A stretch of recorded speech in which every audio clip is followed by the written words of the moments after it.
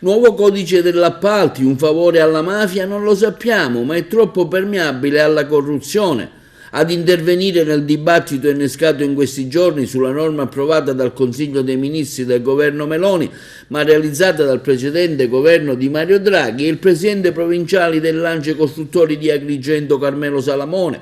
Ormai da alcuni anni, spiega Salamone, continuiamo a denunciare in solitudine e nel totale disinteresse della politica nazionale come il nuovo sistema di norme connesso all'aggiudicazione dei lavori pubblici non agevoli la trasparenza e la libera concorrenza. Allora come ora, continua Salamone, siamo stati lasciati soli, pur se purtroppo numerosi arresti di funzionari pubblici e amministratori infedeli ci davano ragione. Per questo, continua Salamone, stupisce la presa di posizione del deputato del PD Anthony Barbagallo, di cui non ricordiamo dichiarazioni su questa vicenda da segretario regionale del Partito Democratico, quando gli imprenditori contestavano le bozze del nuovo codice al governo Draghi. Allo stesso modo, continua Salamone, troviamo fuori luogo, per non dire preoccupanti, le dichiarazioni fatte a Lampedusa dal ministro delle infrastrutture Matteo Salvini, il quale ha risposto: ma non scherziamo, a chi poneva il dubbio che il nuovo codice degli appalti fosse appunto un favore alla mafia.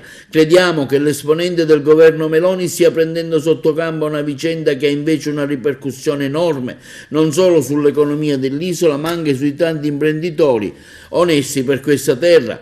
Per Salamone, presidente dell'Ance Agrigento, resta un divario oggi non colmabile tra chi fa politica e chi fa parte della cosiddetta società civile. Nonostante lo abbiamo richiesto più volte a gran voce, spiega Salamone, non abbiamo mai potuto partecipare ai tavoli in cui si ragionava delle iniziative legislative che riguardano il settore. La conseguenza è che questa hanno sempre risposto solo a logiche politiche e sono state ben lontane dalla necessità di chi fa impresa in modo onesto. Per questo torniamo a chiedere di essere convocati per fornire un contributo effettivo alla riforma del settore. È necessario, conclude Salamone, presidente dell'Ance, che si dimostri con la concretezza delle azioni di voler sostenere una riforma che garantisca la trasparenza e la legalità.